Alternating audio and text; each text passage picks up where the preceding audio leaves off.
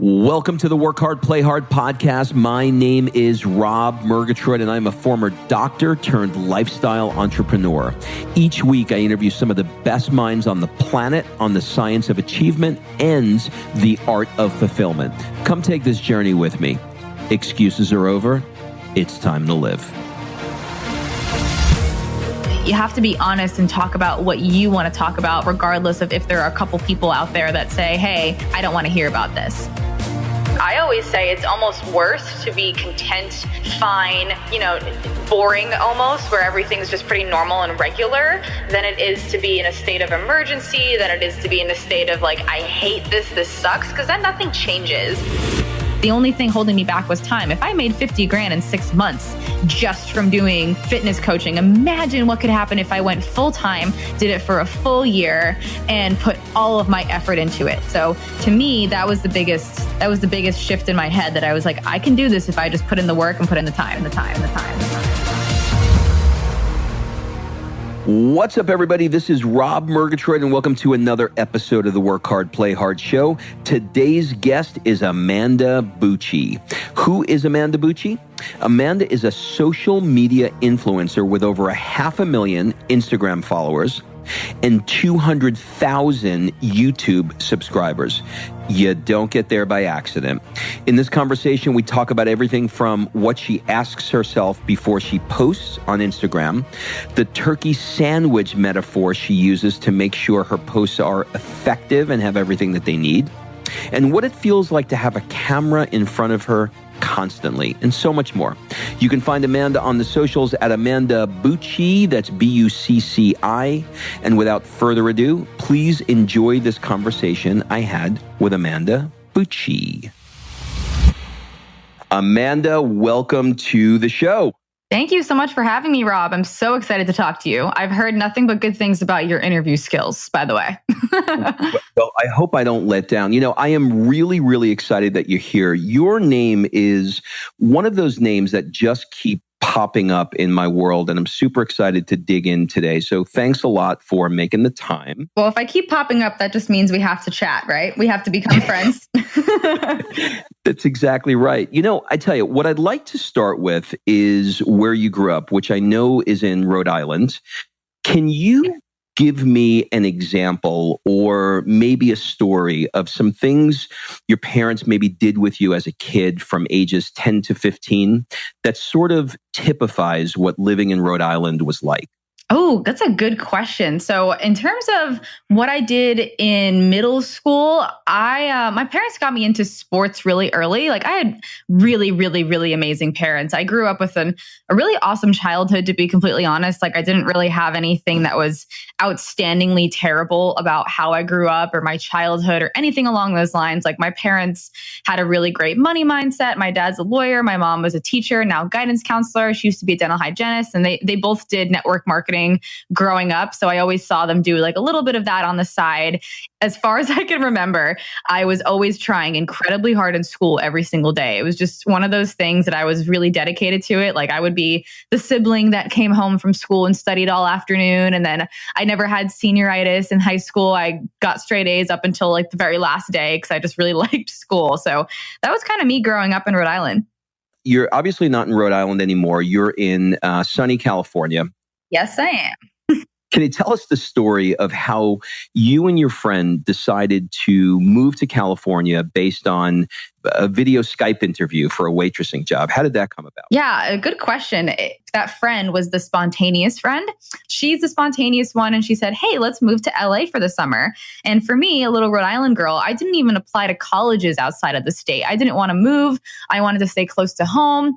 How old was I? Like 20 or 19 at the time? I must have been 19 at the time, turning 20 that summer. And how old are you now? I'm 24. So 4 years ago was that summer, I believe. Maybe 5 now, one of the two.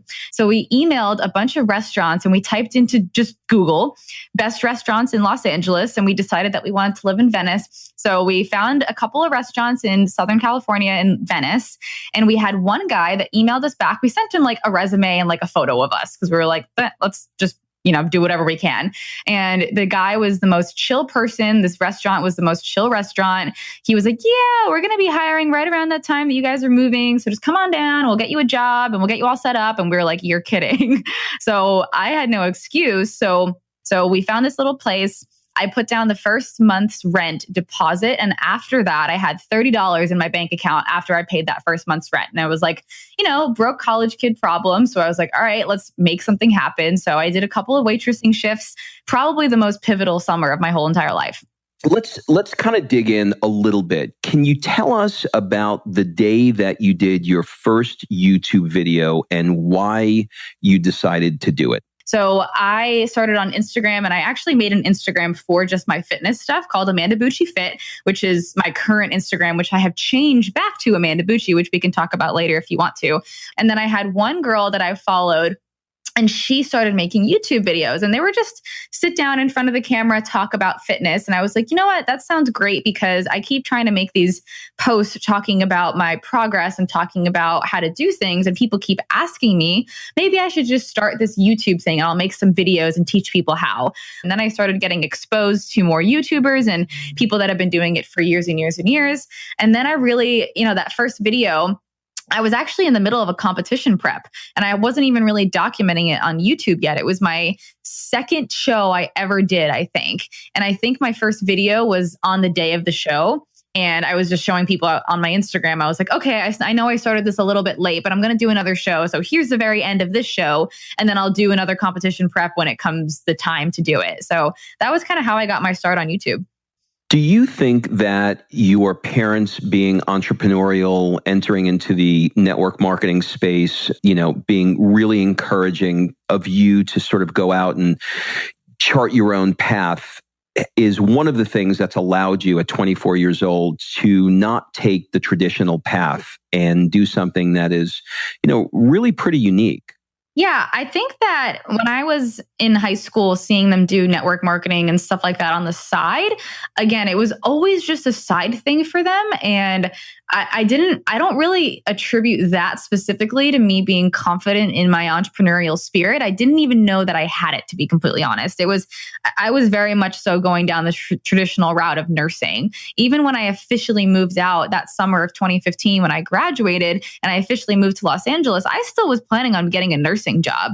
The biggest thing that stopped me was finding fitness, falling in love with it, starting my YouTube channel. I made about 50 grand out of college, like from June to the December for the first year, just from doing that.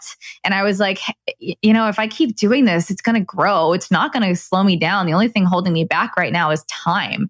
The only thing that was holding me back was the fact that I needed more time and I needed to take my focus off of nursing. And that was a tough decision for me, for sure.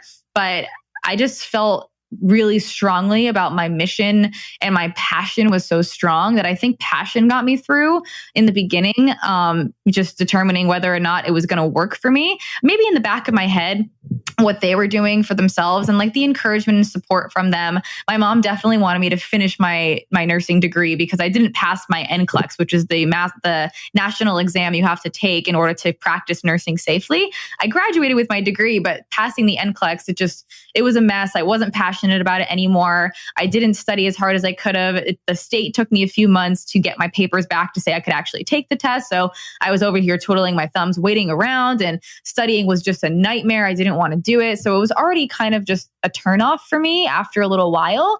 And then I realized how amazing it was to build something online. And I knew the only thing holding me back was time. If I made 50 grand in 6 months just from doing fitness coaching, imagine what could happen if I went full time, did it for a full year, and put all of my effort into it. Like the year before was a half-assed effort, to be completely honest. So to me, that was the biggest shift in my head, that I was like, I can do this if I just put in the work and put in the time. I heard a quote once, and it's, things don't happen to you, they happen for you. So a lot of times, these things we look at, like, not passing the nursing degree or, whatever it is at that moment, maybe there was a higher power that was at work, guiding you where you needed to go. Totally. So I'd like to talk a little bit and kind of get into the weeds on some tactical strategies for Instagram, which is sort of what you're known for. And a lot of the people who are listening to the show are, entrepreneurs that maybe are in training, or maybe entrepreneurs that want to step into the world. I mean, we are in the world of Instagram right now for sure. You are one of the leaders in that world. And, I was lucky enough to be in a mastermind where you presented and you blew the room away. Aw, thank you. You did. Your advice was super tactical, super usable. And there's a lot of like little details of things that you gave us, like, something simple, like how to like not jumble your paragraphs in an Instagram by, doing something. Ask that question, Rob. You have no idea. I've been using it as a party trick for, I've been like, go, pull your Instagram out. See how that's all jumbled? Let me show you how you don't have to do that anymore. People get so happy from just that small thing. They're like, I've been trying to do that forever. It's hysterical. Yes. Okay. So I'd like to get into a little bit of the weeds here. First, I'd like to talk about how you think about things from a psychological standpoint. What sorts of questions do you ask yourself before you upload something to Instagram or YouTube? Love that question. So if I'm uploading to Instagram or YouTube, my first question is, how is this going to help my ideal client? And before, when I first got started, things were just automatically helping people because I was just really excited to share. Like I said, I was sharing my progress. I was sharing how I was doing things.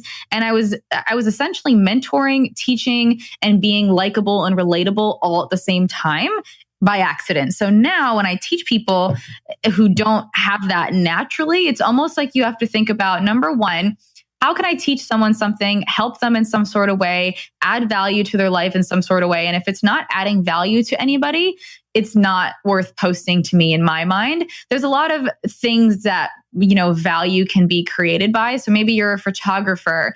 Adding value is adding beauty to someone's day by your beautiful photo. So it depends on your niche, obviously. But for me, value was, showing them either confidence or something about my training or something about my nutrition or something about how I was feeling. All of those things were valuable to me. And then, photos of my body or whatever, motivational stuff, because fitness is very much so like that. I've gotten away from that a little bit because I've shifted into entrepreneurship, but that's a different story. So when I have other people, when I teach other people, number one, add value. Number two, I always ask people, how could you transfer the personality that your best friends know you as and put that online? If your best friend can't say, oh yeah, that's a really great representation of you. Your page is very, you, I call it you as fuck. I don't know if I can swear. Can I swear? You can fuck away. Yeah. So you can fuck away. Okay. So I make sure that if you are looking at your feed, is it you as fuck? Is it your brand as fuck? And it has to just scream you. It has to not only scream you, but it has to scream your niche. So if someone comes to your page and they can't get a good feel for what you're all about in 3 seconds, you're over. So it's not as ominous as it really sounds. But really, if you're trying to get people to come to your page and something happens where you get on the explore page and you have one really good photo and someone comes to your page and doesn't press follow, that means that it doesn't scream loud enough at them what is going to benefit them from having your page open and then seeing your page and your content on their feed. And then in terms of uploading and optimizing, so think about that when you're creating your content. It's going to be different for every niche. But in terms of uploading and optimizing, number one, I like to make sure that my caption's really, really good. So for me, I've always written long captions. It's just been a thing of mine. I love to write. I probably should have created a blog, but I just use my Instagram as my blog essentially. And for me, captions are everything. So I like to think of a really good hook. And I taught you guys this in the mastermind, but think about it as a turkey sandwich. It's just a funny little analogy, but the hook is your bread, right? So how are you going to get someone to press the read more button? Because Instagram only allows people to read the first line of your post until they press read more. And you do want them to read what you have to say.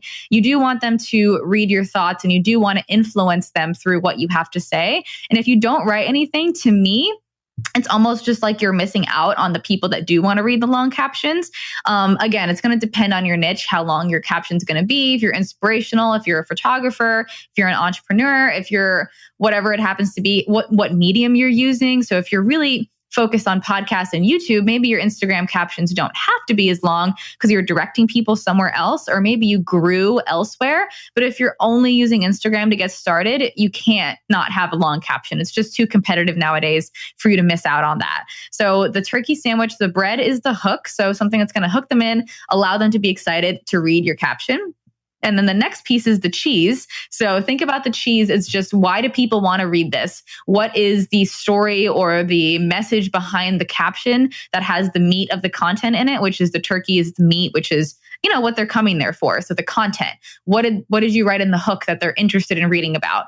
But the cheese, again, it's going to be a relatable story, maybe something that they can really, really be invested in to continue to read the rest of the caption.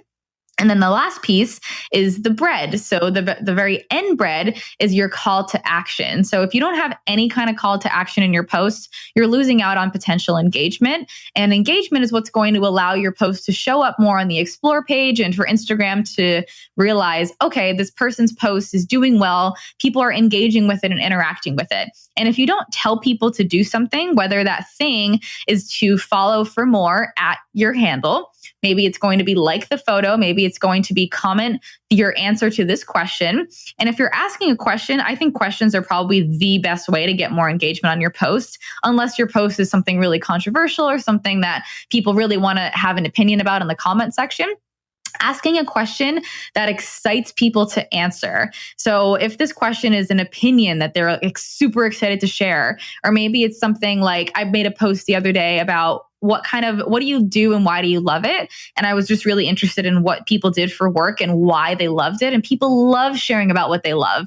So any kind of question that you can inspire someone to comment and answer it, that's great. And that's going to add comments to your post, which is going to add engagement to your post. And then you're going to go ahead and comment back to them to create some more engagement. So that's how I like to think about the captions.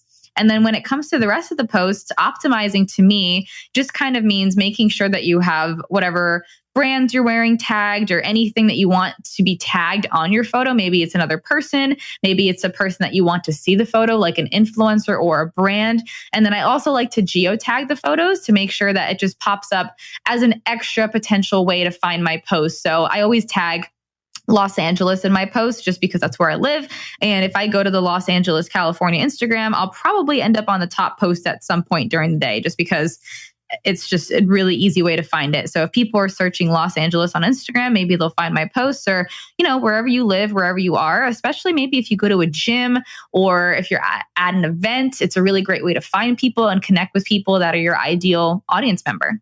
Okay, so there was a lot there. So let's go back and I want to go. I have two questions. First one is, let's talk about the turkey sandwich. If I were to put you on the spot and we were to create a turkey sandwich, you and me together, we're in the kitchen. We want to create. We want to create the turkey sandwich. Give me an example, like just off the cuff, in your head now. How would you craft a post? Hook, story, call to action, bread, cheese, etc. Okay, so what I gave to you guys at the mastermind, I'll use the same kind of idea. So I wrote, I know it's scary. It's scary to be vulnerable. So for me, that's a really good hook. It's a really good, beginning of the post. And then I talk a little bit about, I used to be really terrified of X, Y, and Z. I used to be really terrified of being seen, heard, judged, criticized, whatever it happens to be. So in this post, I'm talking about criticism. I'm talking about hiding from things and hiding from your dreams because you're terrified of what other people will think about you, what happens if you fail, et cetera, et cetera. So I started it off with the bread of, I know it's scary. It's scary to be vulnerable. It's scary to be seen, heard, and judged. And then I said, I used to hide from everything. I used to show up small for fear of being thought of as arrogant, self-absorbed, a know-it-all, or a fraud. So that's a really good connector piece for people to say, oh, that's me too. If you can get someone to say me too, that's the best, because then they're going to want to keep reading. And then I wrote a little bit later, it took me a really long time to record my first interview. I quit nursing because I was terrified. Moved across the country, I was terrified. And then at the end of it, I said, being seen, heard, and showing up big is scary, but scary is bullshit when you realize what you could be saying no to in life by by you being fearful. And then at the end, I just made a thing, what are you fearful of? Asking the call to action is just asking a question to me. So what are you scared of? What's the biggest thing that you can overcome right now? And then people, number one, and connect really strongly because I gave storytelling examples in this post. I said a couple of things about my story. So I talked about when I started my podcast. I talked about when I quit nursing. I talked about when I moved across the country. I talked about when I started my businesses this year. All of these connector points will allow people to feel the emotion that I felt because they're feeling it too. And then I give the context is essentially just, here's my perspective on it. Here's what I think now. Here's what I have learned. Here's how I've overcome. Here's a teaching or any kind of thing that you can take away that's valuable to help you. I'm not just saying all these things and being like, yep, it's scary, bye. So I'm teaching or I'm mentoring in some way. And then call to action is just, asking them what they're scared of and getting them to think a little bit, getting them to communicate, getting them to engage. And I've also noticed, just as an aside, I have spent years creating a safe space for people to comment something that they're scared of or comment something that's, a little more ominous or a little less positive in a way, just because I like to get people to think. But I've spent a good bit of time doing that. And if you're new to Instagram, it might not be your best choice to go there right away. Maybe after you've built up a little bit of a trust and people know that your comment section is a safe space for them to express themselves, using something positive or putting a positive spin on it and getting them to say maybe what they're most excited about rather than what they're most fearful of will be a little easier for them to comment. So that's just a little aside note. I always thought of the call to action as something that, you were directing them maybe to something that you're selling. Well, you can do that. So just another aside note, you can and should do that. But with Instagram, it's really tough to constantly have call to actions where you're directing them to an opt-in because people want to go on there for entertainment and value. They're not as excited about opt-ins all the time. So what I teach my students is a 5% rule of 5% of the time you can do a hard sell where you're just like, hey, go buy my thing. It's launching right now. 20% of the time is where a really great thing to do would be to have your caption at the end say, P.S. go sign up for my webinar. P.S. go download this thing that I just got. And the other thing is you have space in your Instagram story to do that stuff too. So you don't have to overwhelm your feed with go download my thing, go download my free opt-in, go to my webinar, or go buy my stuff.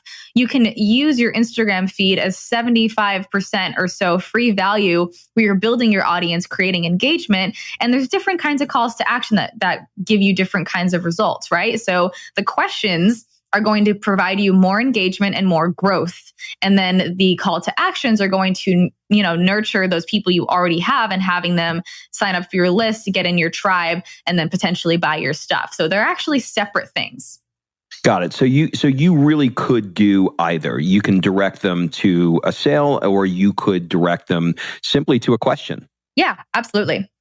All right. So I want to talk a little bit about authenticity. How you come across. I think this is a huge compliment for people who do what you do, that, you're exactly the same way in person as you are on camera. And frankly, as you are in your writing on Instagram. And I think that there's a bit of a skill set that's associated with that, a little bit of trust in yourself. So you talked a lot about authenticity.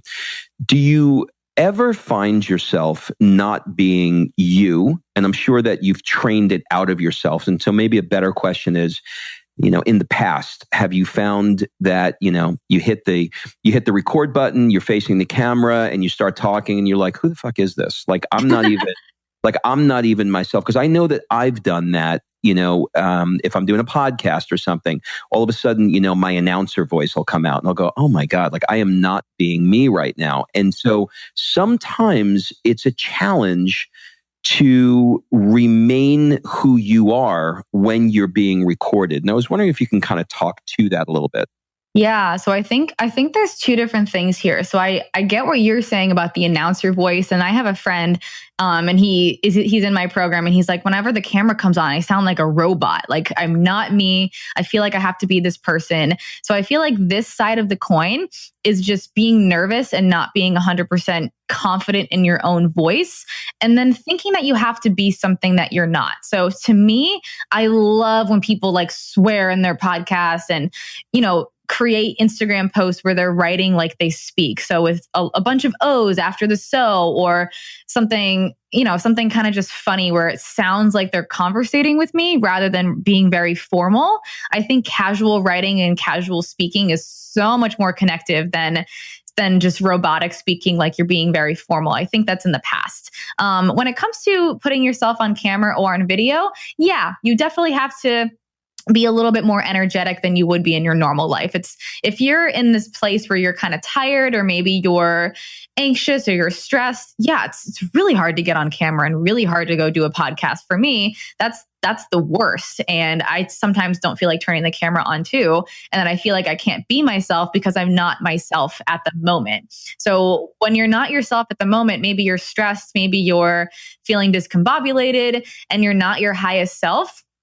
To me, that means that you have to work a little bit on self-care. So this is meditating, journaling, talking to somebody, just trying to relax so you can get back into that really clear mental state and basically being in the zone. So I think that's a flow situation rather than an authenticity situation. Such a great answer because the state that you're in will dictate how you come across on camera. And if your state is shitty because of whatever's going on in your life, it's a really, if nothing else, perhaps it's a warning that you're not living your life in the way you need to be living your life, i.e. not getting enough sleep, you're stressed out, you're not eating right. And so all of that is, being captured on audio or video. Yeah. And then obviously the other thing is just confidence in general, and confidence will come as you do. So just keep doing and then the confidence will build.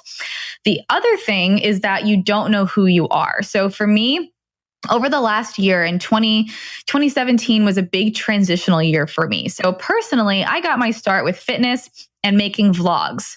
Vlogs are essentially you being yourself, 100% authentic. You're not acting, you're not announcer voicing, you're just you and you're living your life.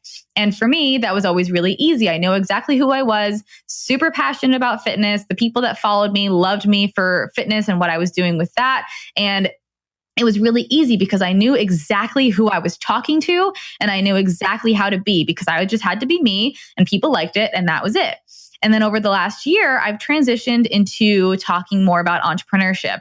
This is another thing with me. I have no idea how to be fake because if I'm going to talk to people about something, I have to be excited about it. And personally, I was so excited about fitness for so long. For like 3 or 4 years, I was competing and it was great. It was the forefront of my life. And that's where I built my audience. And then over the last year, it's become kind of a backseat where I still love it so much, but I don't really like necessarily talking about how to do lat pull downs and bicep curls anymore. I like talking about it and how it helps me stay focused. It helps me stay healthy.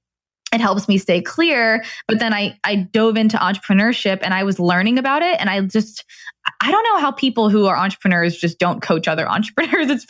It's just one of those things that's my personality because I have to teach what I'm learning. I have to share what I'm excited about. I have to talk about what I'm passionate about. And that's just me being authentic. So when I was talking about that more and more and more, and then I built some programs based on that, I didn't know who I was online anymore because my people followed me for fitness and there were some people that grew and evolved with me, but it was really, really, really difficult to be authentic because I didn't know who to be anymore. I didn't know who I was talking to anymore. I didn't know if people liked it. I wasn't getting validated as much as I used to in terms of, yes, this is good, keep doing this. There were plenty of people that were like, yo, stop this. I miss the old Amanda. I want you to go back to that person. I want you to reverse your personality evolving to what you used to be so I can still relate to you. So I struggled a lot with that because I was no longer relatable in a way because before I was very much so on everybody's level.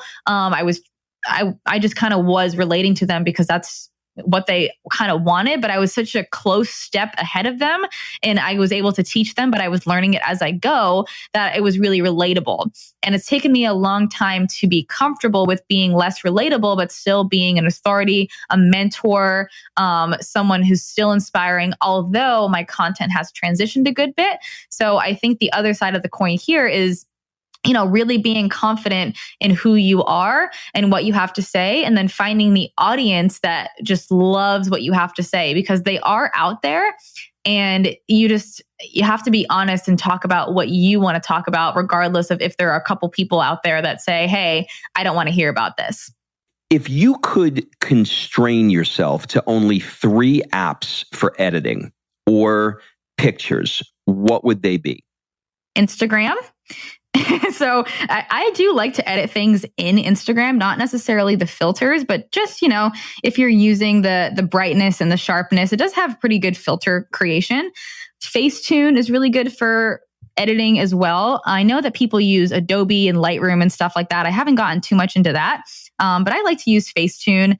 And then I also would use a pick frame app. So I use something called pick frame where I'll put a picture side by side. And that's really easy for me to just, basically put pictures side by side with each other. And then it allows you to do a transformation type of post or something along those lines. And another thing that I really like is continual. I wouldn't necessarily only stick to this one. It's just a fun extra, but it's something that's another mind-blowing thing for people. That's just a little fun extra. It allows you to create Instagram story videos. So maybe you create a 1 minute long video in continual. It will chop it up in 15-second bits for you. So you can just upload it directly, and then how many Instagram stories you have to upload, and it'll just cut it up for you rather than you having to record 15 seconds, stop, upload it, record another 15 seconds, and you can just kind of go with your train of thought, and it's really easy. Let's talk a little bit about outsourcing, because in order to scale, you've got to be able to get some work off of your plate. How did you find your person to do the video editing, and how difficult was it for you to release you from doing it? In other words, I can only do this myself. Oh, it was very difficult. To be completely honest, I did not want to give up the editing. I had someone that was doing filming for me for a good bit, because I was like, I was in the YouTube land where everybody had a videographer, and we made workout edits with cool music and cinematic shots. And that was really fun for a little while. But to me, the editing for me was almost like a creative release, and I still love it. It's actually really enjoyable for me to create videos and to do all the really fun stuff. Like I love it so much, and I probably would spend more time doing it if I could. And for me, it was not until I joined a mastermind where I was like, all right, someone is telling me right now that I have to give up my 4 hours of editing a night. Okay, I guess I could do that. And I was really, really resistant at first. And it was really difficult because I had to create a really strong system, and I had to train the person to edit like I did. So after you're doing it on your own, a lot of YouTubers and people who create their own stuff struggle to turn off their own style of editing and turn it over to somebody else, because everyone has their own little style. You like it done a certain way, and it does take more time and energy to train somebody. So for a while, I struggled with training the person. But what I did was, number one, just create a really good schedule and system for us. So I would send her, and I found her just because she reached out to me on Instagram, and I met her at the gym, and I really needed a person. And I created a system with her and I, where I would send her the footage that I needed to send her for a YouTube video. I would send it through either WeTransfer or Dropbox, which is really easy, or Google Drive. Any of those are really, really easy. And then she would edit it, and then I would give her direction. So I would say, okay, clip number 173, I want you to speed it up ×3 and then put these words over it.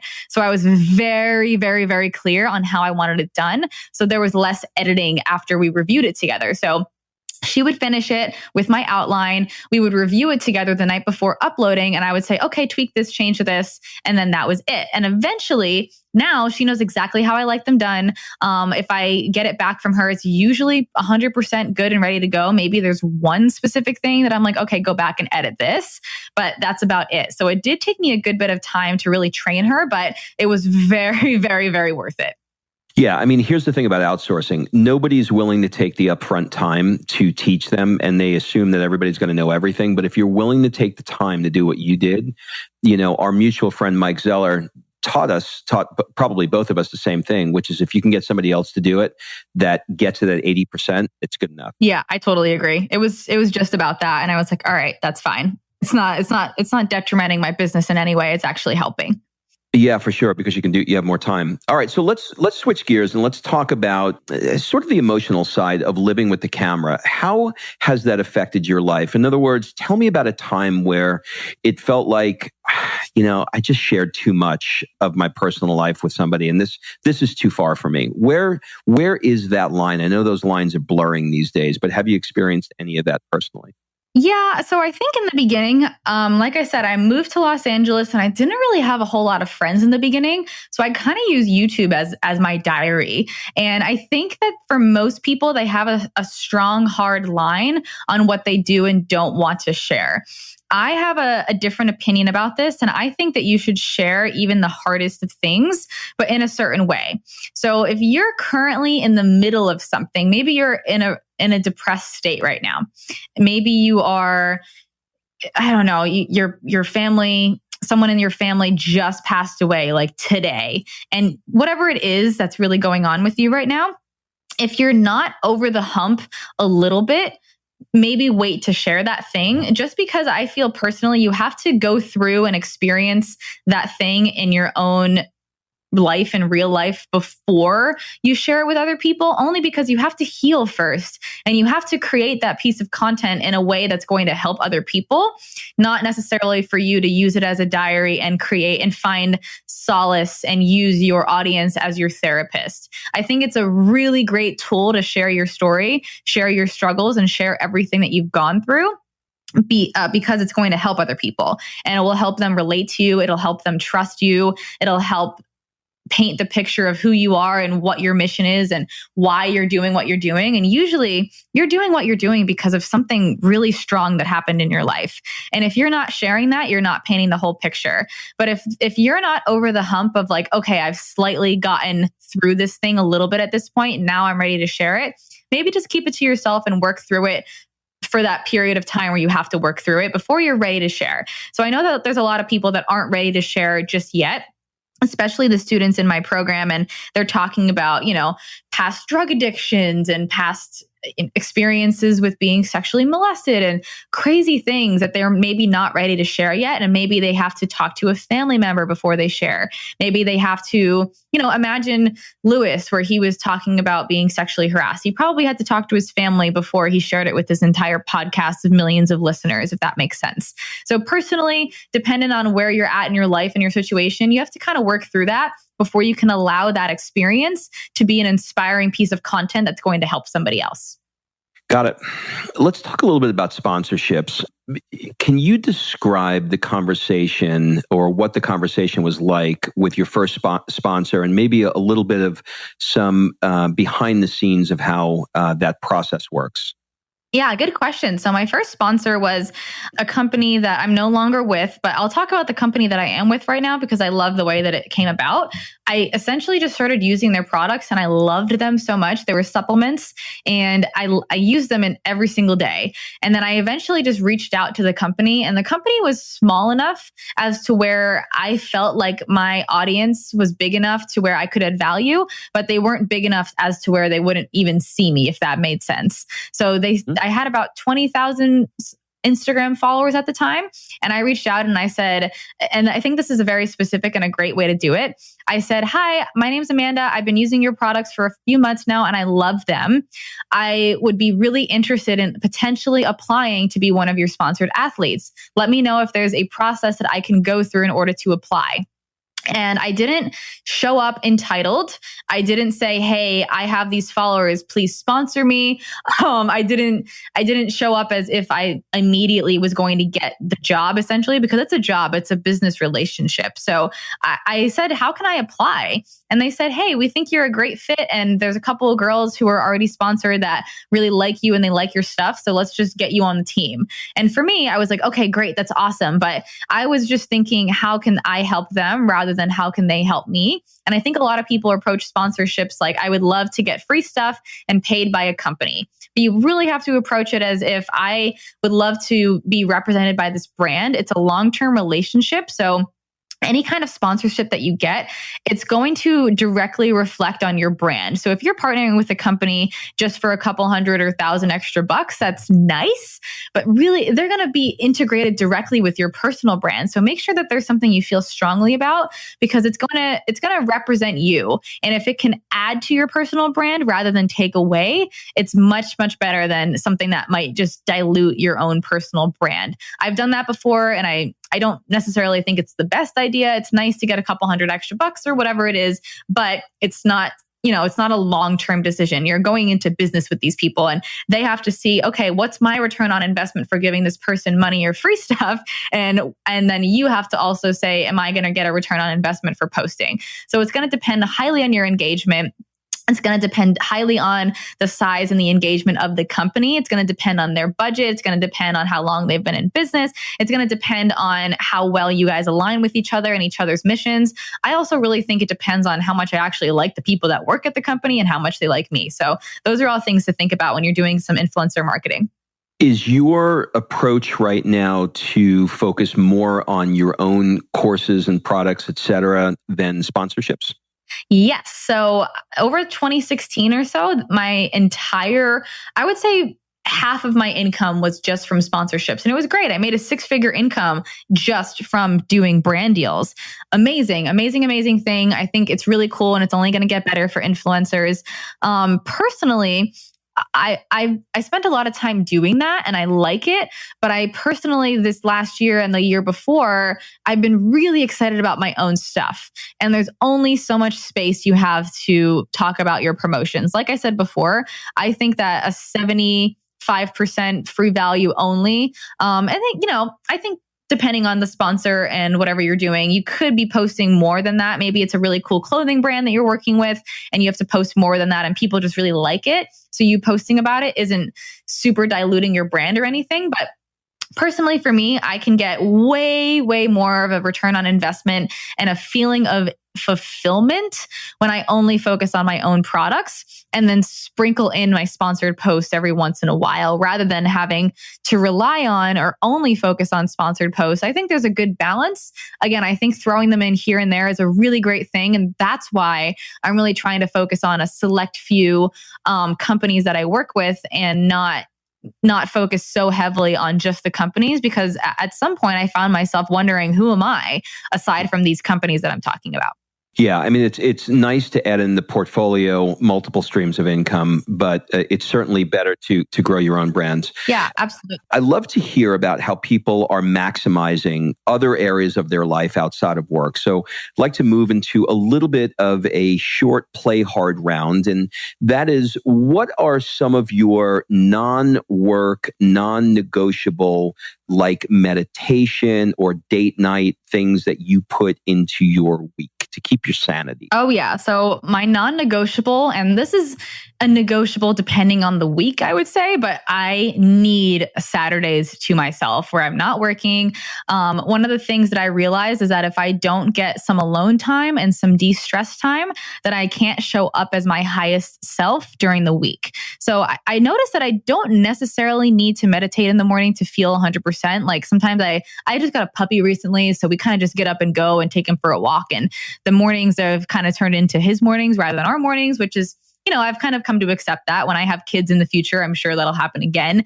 But in terms of mornings, ideally they're just a slow morning, but non-negotiable for me is having like a day a week off. And sometimes it doesn't happen because there's events on the weekends and there's this and that, but if I at least know that I either have a vacation coming up, I have a trip coming up, or I have a day to myself where essentially the idea is that I don't have obligations to anyone else aside from myself. So I'm not making appointments, I'm not meeting up with people unless, that's what I decide that I want to do. But it's really just me making sure that I have a full day to decide this is what I want to do today, all day. I get to either shut off and relax. Maybe I'm watching Netflix all day, or maybe I'm having a full day where I go to SoulCycle and go to the gym. I go to, a fun hike with my dog, or maybe I'm going to the movies, or maybe I'm going to a dinner, or maybe I'm catching coffee with a friend, but it's all up to me. So having that day is really important because during the week, you can get really caught up in the things that you have to do, the things that you have to accomplish, the meetings you have to be on, the podcast interviews you have to do. And it's all great. But if I get a day just to not be obligated to anybody, that's super, super ideal for me. There's a concept called screen-free Saturdays, and it sounds like that's sort of what you're doing right now. Yeah. Just leaving the time to get yourself away from it. What do you do to blow off steam when you're like, I just need to get out and just blow some steam off? A couple of things I like to do, I like being outside active. So if I'm going for a bike ride, that feels really great to me. Going to the gym feels really great to me. Sometimes it's just a matter of being in my bedroom watching Netflix. And I know I used to be one of those people that would be prideful of the fact that I didn't have a TV or watch Netflix because I was always grinding and always busy. But for me, TV now is really just to blow off steam and to kind of be alone. Like I said before, alone time is huge for me. So if that's my way of being alone and kind of just shutting my brain off to whatever's going on, that's really, really ideal for me.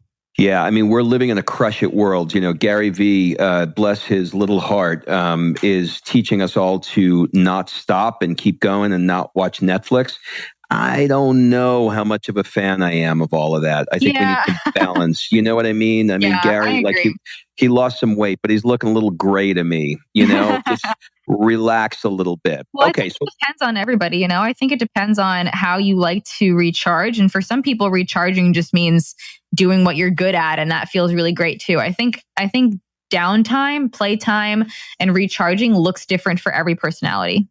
I agree. One of the reasons why I did this podcast is I spent, a big chunk of my life working hard. And then I spent another chunk of my life playing hard and probably not working hard enough. And so I realized as I got older that striking, that balance where you put momentum into both areas is a bit of a, I call it, I got it from Tony Robbins, the science of achievement and the art of fulfillment. There's a science to achieving things. Like, you just gave us very tactical information for Instagram, but there's a little bit of an art when it comes to, having that downtime to be able to spend time, with Netflix and your dog and your boyfriend and those things. So, that those two things can be a bit of a challenge.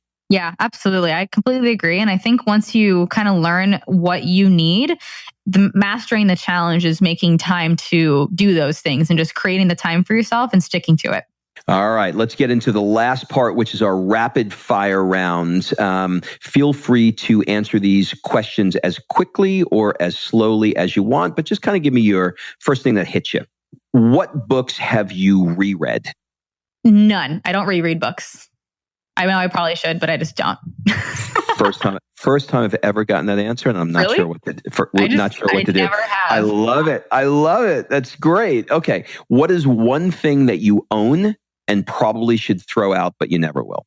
Okay, so this is probably not your answer that you're looking for either, but I'm just not a hoarder. Like in high school, I sold my prom dresses for money because I don't have any sentimental attachment to most of my things. So I probably would get rid of most of my stuff, to be honest. I love this. This is great. You're like a purple unicorn right now. What is the one app on your phone other than, I'm actually going to modify this question for you. What is the one app on your phone that you can't live without other than Instagram or YouTube? Oh, good question. I think my podcast app. Oh, okay. Yeah. Yeah, like the Apple Podcast. Yeah, got it. If I were to talk to your friends and ask them what your superpowers are, what would they answer? Connection to other people. Definitely just connecting, empathy. And I'm always the person that's really easy to talk to. And people tend to tell me their life stories within minutes of meeting me. If you had to give a TED Talk on nothing that you're known for or nothing that you speak about, and it could be on anything that you like or anything that you have a passion for or anything else at all, what would it be?